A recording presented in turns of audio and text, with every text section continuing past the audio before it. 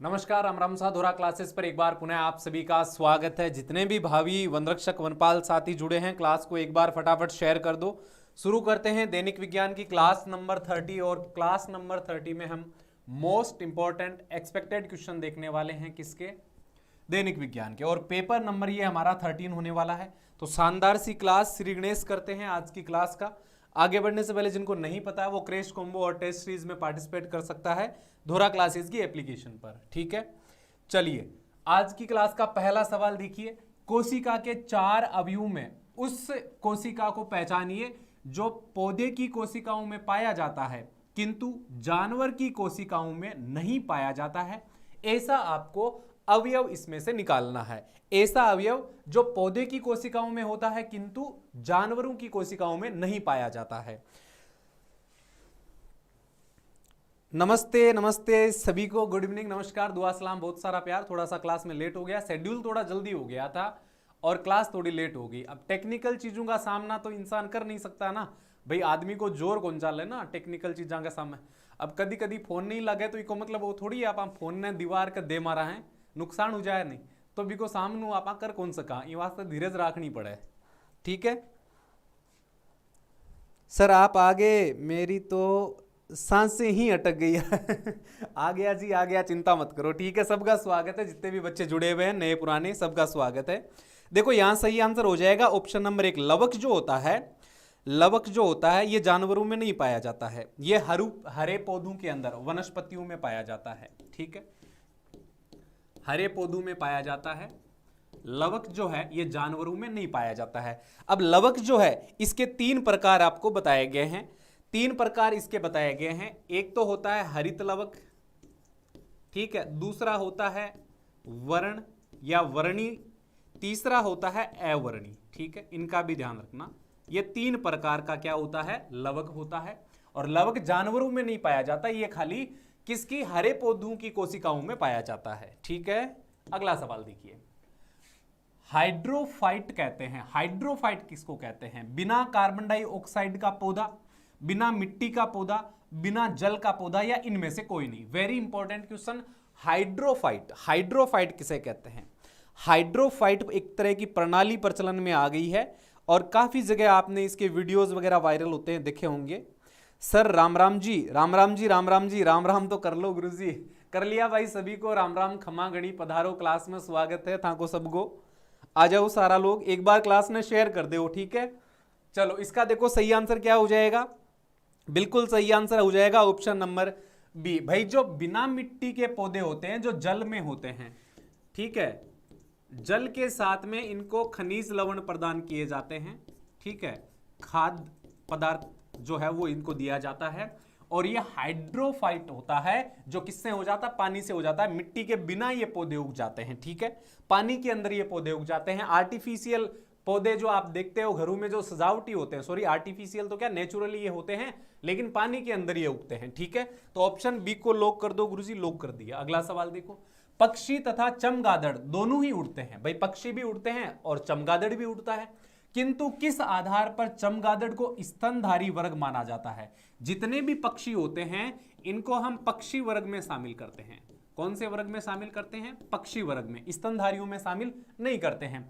लेकिन चमगादड़ क्या है, उड़ता है, तो ये पक्षी वर्ग में है, लेकिन एक विशेषता होती है इसमें जिस वजह से इसको स्तनधारी वर्ग में रखा जाता है, जबकि बाकी सभी पक्षियों को पक्षी वर्ग में रखा जाता है। इसका मुख्य कारण क्या है भाई? ऐसा स्पेशल क्या होता है चमगादड़ के अंदर? चमगादड़ देखो नहीं, इसका बताओ सारे। चमगादड़, चमगादड़ के अंदर क्या होता है, डायाफ्राम होता है। डायाफ्राम होने की वजह से इसको स्तनधारियों की श्रेणी में रखा जाता है।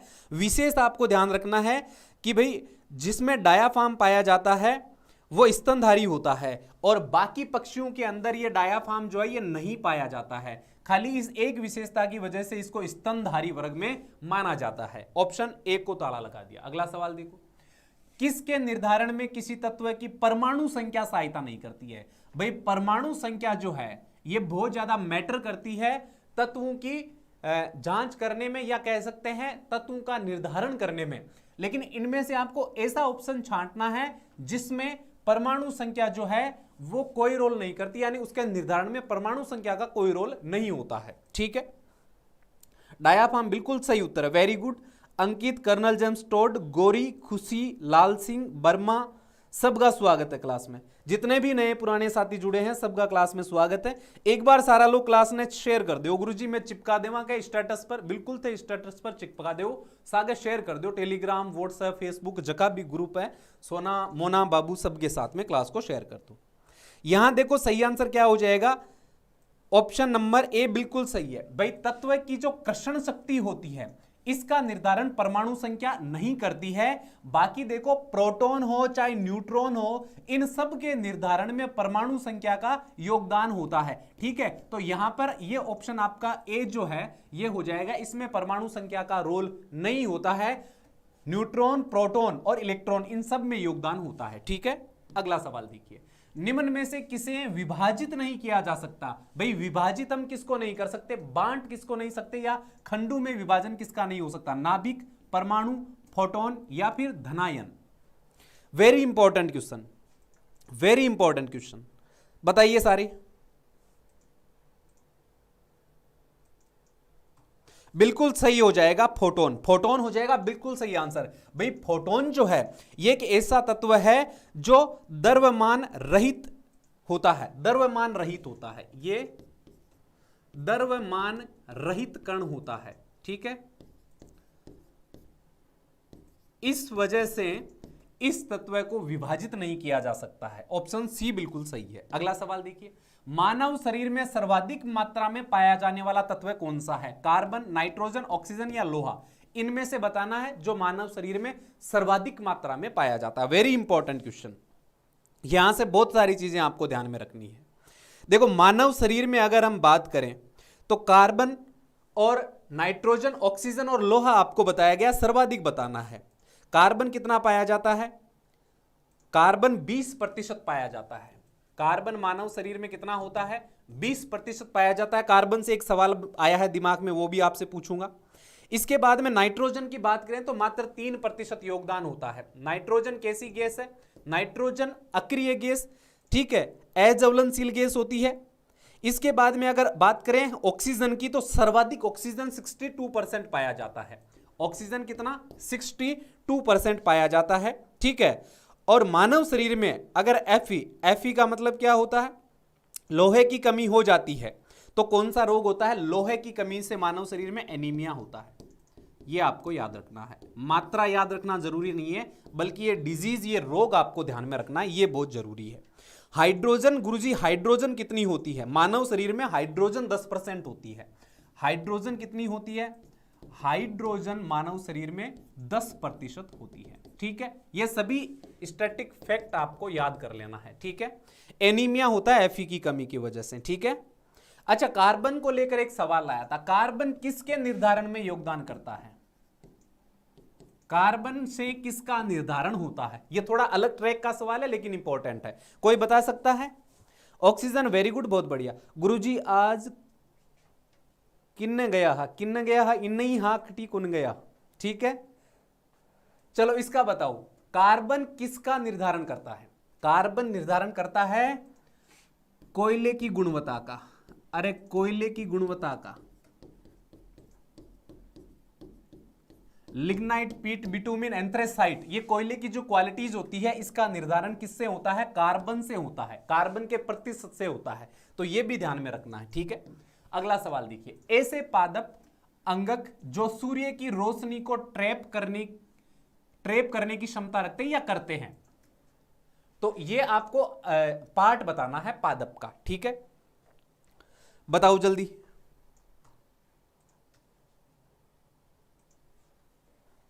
क्या पूछा गया है आपसे, आपसे पूछा गया ऐसे पादप के अंग जो सूर्य की रोशनी को ट्रैप करने की क्षमता रखते हैं।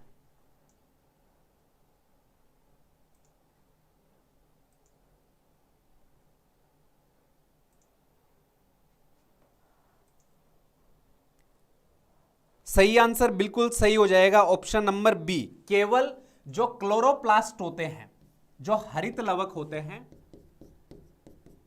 यह क्षमता रखते हैं किसकी? सूर्य की रोशनी को ट्रैप करने की, सूर्य की रोशनी को अवशोषित करने की क्षमता रखते हैं, ठीक है। हरित लवक जिनमें क्या पाया जाता है? एक पदार्थ पाया जाता है पर्णहरित, ठीक है, ये आपको याद रखना है। तो ऑप्शन बी को लॉक कर दिया। अगला सवाल, पादप अपने द्वारा निर्मित शक्कर का क्या करते हैं? पादप खुद के द्वारा क्या निर्मित करते हैं? शक्कर निर्मित करते हैं, उसका क्या उपयोग वो करते हैं, ये आपको बताना। Very important question, very good, बहुत बढ़िया। Ankit, Priyanka, Sarvesh, official, Gauri, Lakhan, very good. एक बार क्लास को शेयर कर दो भाई सारे लाडले साथी।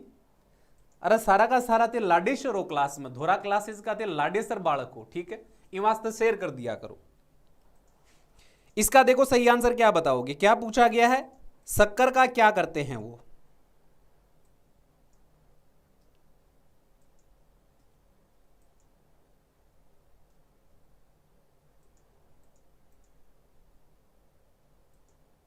बिल्कुल सही आंसर है, स्टार्च में बदल जाता है, स्टार्च में बदल जाता है। भाई जो भी ग्लूकोज निर्मित होता है पौधों के द्वारा वो अलग अलग भागों में बांटा जाता है, उसके बाद में जो एक्स्ट्रा बचता है उसका क्या किया जाता है? स्टार्च में बदलकर संरक्षित किया जाता है, उसका संरक्षण किया जाता है, संचयन इसका किया जाता है। क्या किया जाता है? संचयन कह सकते हैं, संचयन इसका हो जाता है स्टार्च के रूप में, ठीक है। अगला सवाल देखिए, गलत युग्म की पहचान करनी है। एक तरफ आपको पौधा दिया गया है, दूसरी तरफ आपको प्रोड्यूसर दिया गया है, ठीक है। भाई कौन से पादप से कौन सा प्रोड्यूस होता है, उत्पादित होता है?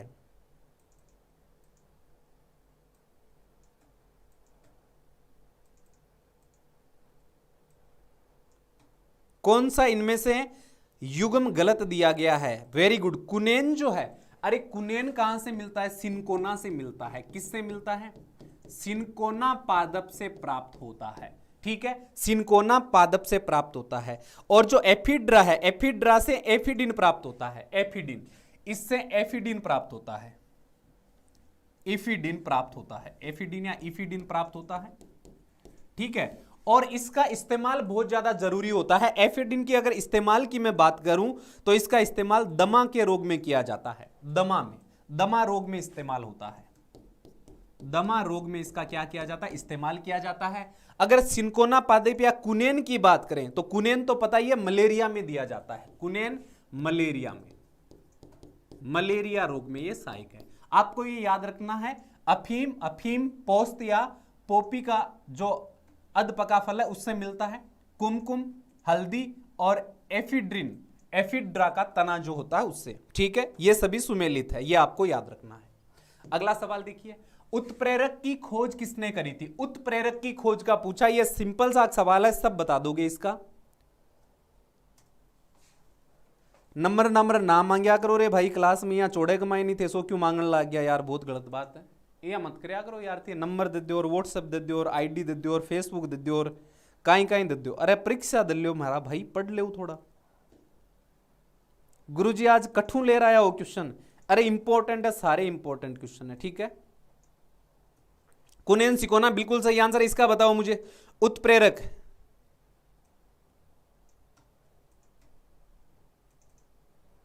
रदरफोर्ड ने खोज करी थी, रदरफोर्ड बिल्कुल सही है, रदरफोर्ड। उत्प्रेरक जो है ये किसी प्रकार की अभिक्रिया नहीं करते हैं, ये आपको ध्यान रखना है, ठीक है।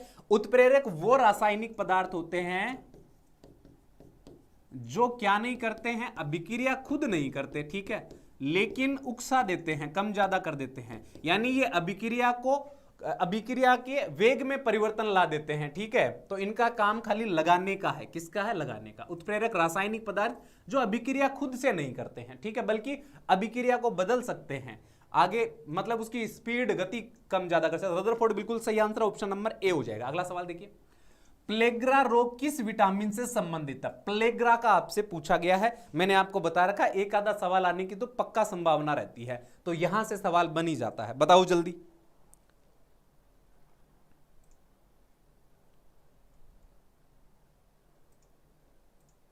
प्लेग्रा का बताओ फटाफट सारे लोग।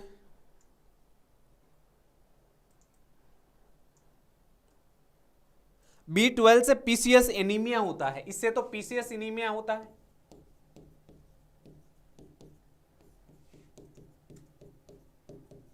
एनीमिया होता है, ठीक है। अगर हम बात करें किसकी, B12 की, तो B12 से पीसीएस एनीमिया होता है, और B3 से क्या होता है, प्लेग्रा होता है। ए बिल्कुल सही आ रहा है, ए लिख रहे हो तो बिल्कुल सही उत्तर है, ए लिख रहे हो बिल्कुल सही उत्तर है आपका। अगर सी की बात करें, अगर सी की बात करें तो स्कर्बी, और ई का ध्यान रखना बांझपन। ए चिपका दो, अरे ए होगा बिल्कुल सही आंसर, ठीक है ए। 6 जो है इससे भी एनीमिया होता है, 6 से एनीमिया होता है, लेकिन इससे 12 से पीसीएस एनीमिया होता है, 6 से खाली एनीमिया, ठीक है। एनीमिया आप याद रख लेना, इतना डीपली नहीं पूछा जाता है कि आपको और ज्यादा अंदर विभाजित करना पड़े, ठीक है। ई से बांझपन का ध्यान रखना है, बाकी तो सब सिंपल है, याद रह जाएगा। बांझपन। अन्य नाम आपको याद रखना है, B6 का अन्य नाम क्या होता है, B6 का किसी को पता, बताओ जल्दी सारे। गुड इवनिंग भी, गुड इवनिंग। B6 का अन्य नाम पिरिडोक्सिन बोला जाता है, इसको पिरिडोक्सिन भी बोला जाता है, ठीक है। पिरिडोक्सिन बोला जाता है, यह आपको याद रखना है, ठीक है। खाली विटामिन बी की अगर बात करें तो बी से प्लेग्रा रोग होता है। नियासिन, नियासिन भी आ सकता है, B3 की जगह नियासिन भी आ सकता है, नियासिन आपको ध्यान में रखना है, ठीक है। चलिए अगला सवाल देखिए, रासायनिक रूप से रेशम कीट का रेशम किस प्रकृति का होता है। रासायनिक रूप से जो रेशम कीट है वो रेशम किस प्रकृति का होता है, ये आपको बताना है। प्रकृति आपसे पूछी है।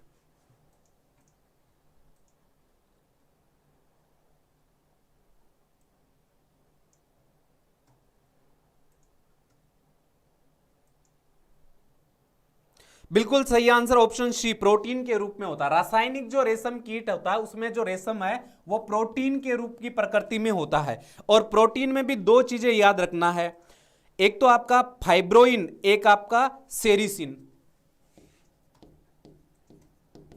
फाइब्रोइन और एक होता है सेरिसिन, सेरिसियन। अब इसकी बात करें तो ये 70% तक की मात्रा रखता है और ये 30% की मात्रा रखता है। ये आपको मैं बता रहा हूं किस रासायनिक रूप से जो रेशम कीट पालन होता है उसके अंदर रेशम की प्रकृति के बारे में, ठीक है। रेशम कीट पालन को क्या बोलते हैं भाई, सेरीकल्चर बोलते हैं। रेशम कीट पालन को सेरीकल्चर बोलते हैं।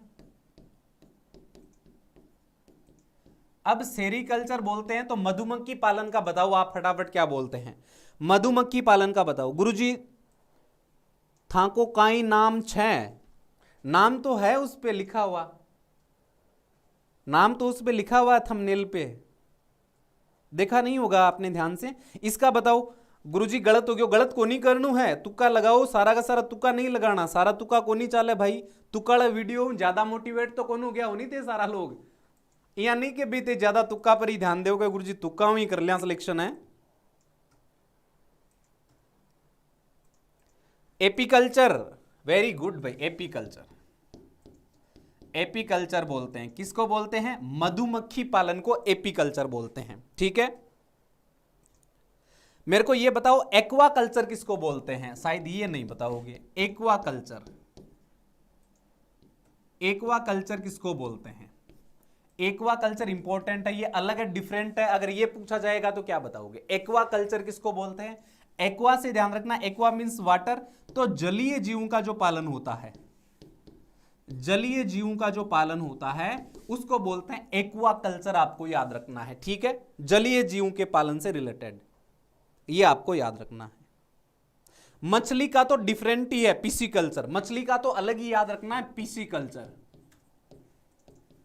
इसको आप जलीय जीवों वाली श्रेणी में मत लेकर जाना, इसका तो अलग ही है, पीसी कल्चर बोला जाता है मछली पालन को। लेकिन जो बाकी जलीय जीव होते हैं उनको एक्वाकल्चर बोला जाता है, ठीक है। ये आपको ध्यान में रखना है। समुद्री जीव पालन बहुत बढ़िया, वेरी गुड। अगला सवाल देखिए, जस्तीकरण किस धातु की सतह पर जस्ते की परत चढ़ाने की प्रक्रिया है, इसको किस दूसरे नाम से भी जाना जाता है? भाई जस्तीकरण किसी भी धातु की सतह पर जब जस्ता चढ़ाया जाता है उसको हम बोलते हैं। यहां पर दूसरा नाम आपसे पूछा है, जस्तीकरण का दूसरा नाम। अरे वाह, बहुत बढ़िया। दुर्गा, वासुदेव, सुरेंद्र, सुनीता, जयप्रकाश, सत्य, रक्कू,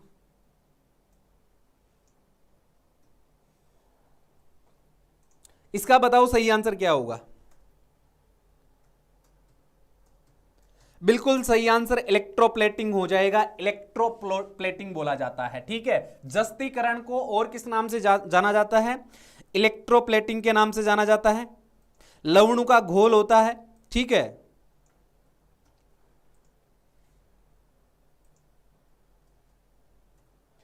अरे विद्युत लेपन एक ही बात है, इलेक्ट्रोप्लेटिंग कह लो चाहे विद्युत लेपन कह लो।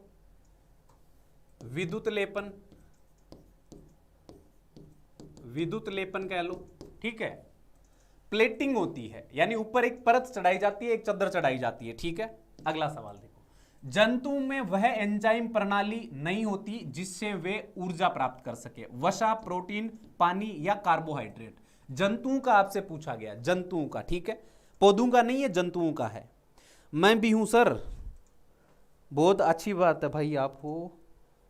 इसका बताओ सारे। अरे एक बार सारे लोग मिलकर क्लास को लाइक एंड शेयर कर दो, थम्स अप कर दो। सवाल बाहर नहीं जाने देंगे, चिंता वाली कोई बात नहीं है। गुरुजी अब तो साइंस ठीक लागे, सॉरी सॉरी लागण लागी, बहुत बढ़िया बात है। ऑप्शन क्या हो जाएगा? जंतु में वह एंजाइम प्रणाली नहीं होती है जिससे वो क्या कर सके, जलीय ऊर्जा प्राप्त कर सके। पानी, ऑप्शन सी हो जाएगा। ऐसी प्रणाली नहीं होती जो कि वो पानी से ऊर्जा प्राप्त कर सके, ठीक है ना। ऑप्शन सी हो जाएगा, ठीक है।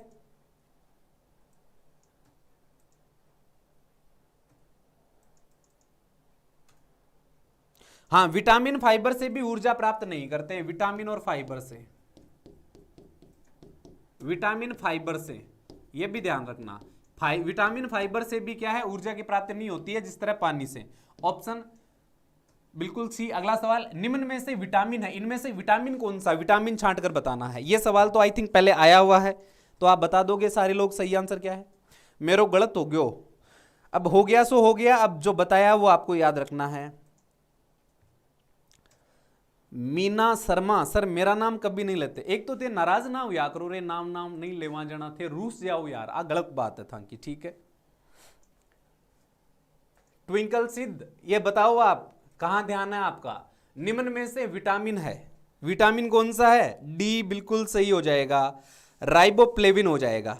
राइबोफ्लेविन किसको बोलते हैं? B2 को बोलते हैं। B2 ये क्या है? आपका विटामिन है। तो B2 का अन्य नाम पूछा जा सकता है। राइबोफ्लेविन आपको बताना, ऑप्शन डी को लॉक कर दो। लॉक कर दिया है, ठीक है। केरोटीन किसमें होता है? अरे केरोटीन गाजर का वर्णक होता है। किसका? गाजर का वर्णक होता है केरोटीन, ठीक है। इंसुलिन तो अग्नाशय का क्या है? अग्नाशय का हार्मोन है, जो अग्नाशय के अंदर पाया जाता है। ये तो बता रखा है ना, अग्नाशय में पाया जाने वाला क्या है? हार्मोन है। और एड्रिनल तो क्या है? एड्रिनल ग्रंथि का हार्मोन है, ठीक है। चलिए अगला सवाल देखिए, प्राकृतिक रबड़ बहुलक है, किसका बहुलक है? प्राकृतिक जो रबड़ होता है वो किसका बहुलक है? स्टाइरिन, आइसोप्रीन, विनाइल क्लोराइड या एथिलीन। प्राकृतिक रबड़ का आपसे पूछा गया है। क्या क्या लिख रहे हो सारे लोग?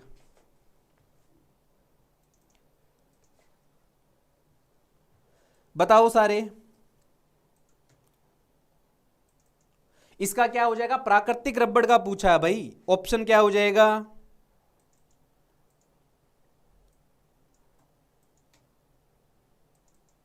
बी बिल्कुल सही हो जाएगा, आइसोप्रीन हो जाएगा, ठीक है। आइसोप्रीन हो जाएगा। वनस्पति दूध, वनस्पति दूध से क्या होता है? रबड़ का उत्पादन होता है, ठीक है। बहुलक का पूछे तो आइसोप्रीन होता है। आइसोप्रीन का सूत्र अगर देखें तो इसका C5H8 होता है। C5H8 क्या होता है? इसका रासायनिक सूत्र होता है, ठीक है, ये आपको याद रखना है। वेरी गुड, बहुत बढ़िया, आइसोप्रीन। अगला सवाल, प्रदूषित जल पीने के पश्चात आप भली भांति निम्नलिखित लक्षणों का विकास करेंगे। अगर आप प्रदूषित जल पी लोगे, अगर आप ऐसा पानी पी लोगे जो प्रदूषित है, तो कौन से लक्षण आएंगे? मलेरिया के, पित्त ज्वर, टाइफाइड या सिस्टोसोमियासिस? एडमिट को निकाल शेड को, चल क्या है ये?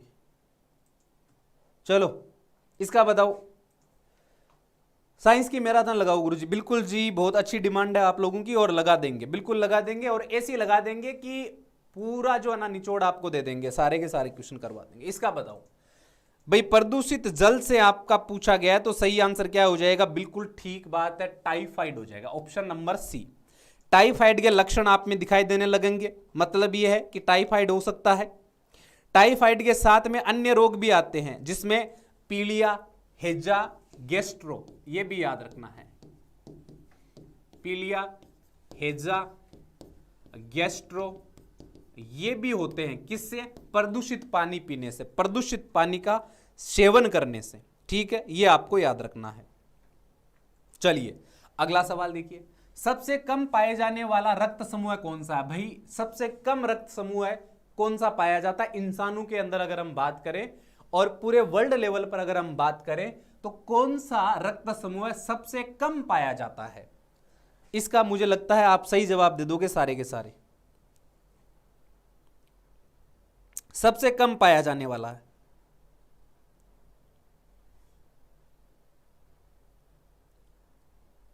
बिल्कुल सही हो जाएगा एबी।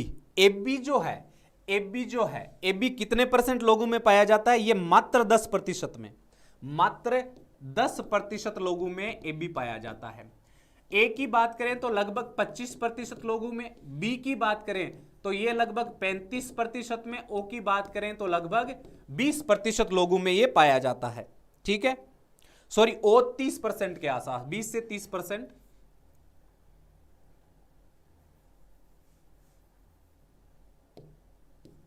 अब ये सारे याद रख लेना।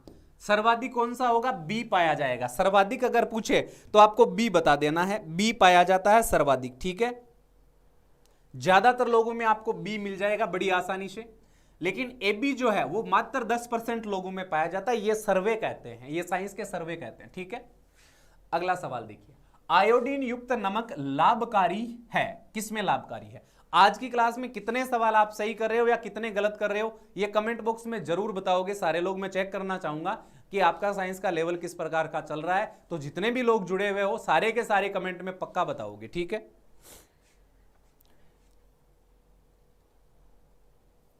उसके बारे में अपडेट दे देंगे, साइंस की मैराथन के बारे में आपको पहले ही अपडेट मिल जाएगी।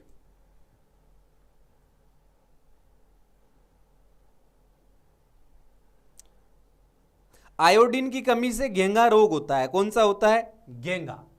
आयोडीन की कमी से घेंगा रोग होता है। अब यहां पूछा आपसे ये लाभकारी किसमें है, तो जो थायराइड ग्रंथि, जिसको आउटू ग्रंथि बोलते हैं, इसको क्रियाशील करने में इसका बहुत ज्यादा योगदान होता है। तो आयोडीन युक्त जो नमक होता है वो थायराइड या आउटू ग्रंथि के क्रियाशील में विशेष भूमिका अदा करता है। इसकी कमी से क्या होता है? इसकी कमी से घेंगा रोग हो जाता है। ठीक है, घेंगा ये तो सबको पता है। और जो हार्मोन होता है ना, थायरोक्सिन हार्मोन, थायरोक्सिन हार्मोन के निर्माण में भी किसका योगदान होता है? इस आयोडीन का ही होता है। ठीक है, ये आपको याद रखना है।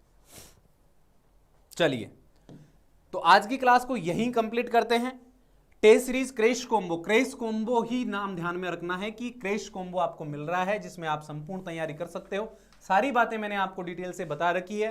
तो बिना टाइम वेस्ट के क्लास को कंप्लीट करते हैं, और अब नेक्स्ट क्लास में आपकी यस सर से मुलाकात होगी, फिर बाकी शेड्यूल आपको मिलता जाएगा। आज मैथ्स की क्लास भी होने वाली है, तो मैथ्स की क्लास में भी आप सब लोगों को जुड़ जाना है। कुछ बच्चों के कमेंट आ रहे थे कि सर मैथ्स में मॉडल पेपर करवाओ, यानी हर एक्सरसाइज के सवाल करवाओ। अगर आप ऐसा चाहते हो तो आपको कल से शुरू करवा देंगे, यानी 15-20 सवाल आपको करवाएंगे, हर एक टॉपिक के करवाएंगे, ताकि आप उस हिसाब से तैयारी कर सको। इतने दिन तक टॉपिक वाइज क्लास चल रही थी, तो अब अगर आप चाहते हो कि एग्जाम के जो सवाल एग्जाम में, यानी जैसे लाभ हानि से, प्रतिशत से, अनुपात समानुपात से, ठीक है, दूरी से, बट्टा से जो सवाल आते हैं वो सारे मिक्स आपको करवाए तो मिक्स करवा देंगे, कोई इश्यू वाली बात नहीं है, ठीक है। बाकी सारे लोग अगली क्लास में जुड़ जाइएगा जितने भी साथी हो। Thank you so much sir, thank you जी आपको। किसकी टेलीग्राम आईडी बंद है? अपना टेलीग्राम चैनल तो बढ़िया चल रहा है भाई, जुड़ जाना जो लोग नहीं जुड़े हैं। गुरुजी प्रणाम, गुरुजी आपकी क्लास देखकर मैं उत्कर्ष क्लास को छोड़कर, अरे यार ऐसा मत बोलो यार, मैं किसी की मैं अपने मुंह से या फिर अपने दिलो दिमाग से बुराई नहीं करना चाहता हूं, तो छोड़कर आप क्लास देख रहे हो तो इसका मतलब है कि आप क्लास के महत्व को समझ रहे हो और कहीं ना कहीं हमारी जो मेहनत है वो रंग लेकर आ रही है। और अगर हमारी मेहनत रंग ला रही है इसका मतलब आप सफल हो रहे हो और आपकी सफलता में ही हमारी सफलता है। तो आज बहुत चौखी बात है थांकी सर, अब की बार पेपर हार्ड आएगा। हमने तो पेपर को चारों खाने चित्त कर रखा है, आपको टेंशन लेने की जरूरत नहीं है। जो धोरा क्लासेस पर मैटर आपको करवाया है वो 0 to हीरो एडवांस लेवल का करवाया, चाहे कैसा भी पेपर आए। जो बच्चे धोरा क्लासेस से जुड़े हुए हैं वो डेफिनेटली धमाल करके आएंगे। प्रणाम गुरुजी, बाड़मेर सिवाना से स्वागत है जी, स्वागत है। Thank you sir ji, thank you. R P Patel जोहार स्वीकार है। राजू मीणा, पूनम कुमारी, सर आप बहुत अच्छा पढ़ाते हो, थैंक यू थैंक यू। ऐसा तो नहीं है कि गुरुजी ने झाड़ पर चढ़ा दे वहां है।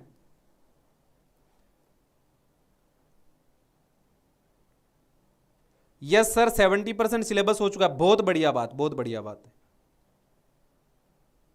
गुरुजी पॉलिटिकल को की करो, करछू बिल्कुल दिमाग में आ बात चाल रही है कि प्रशासनिक व्यवस्था ने लेयर भी कुछ करना जरूरी है, तो बात दिमाग में है और चिंतित हूं भी विषय ने लेयर में करवा दीशू, ठीक है। शिक्षा नगरी से जय भीम, जय Bhim. Thank you sir, class अच्छी लगी, ओके जी, बहुत अच्छी क्लासेस है आपकी, थैंक यू जी। ओके ओके, अब मेरे को आप कमेंट बॉक्स में जरूर बताना आपने कितने सवाल सही करे हैं, ठीक है। खाली बढ़ाई बढ़ाई करना हो काम को नहीं चाले, ठीक है। ओके थैंक यू, धन्यवाद। अगली क्लास में आ जाना सारे लोग।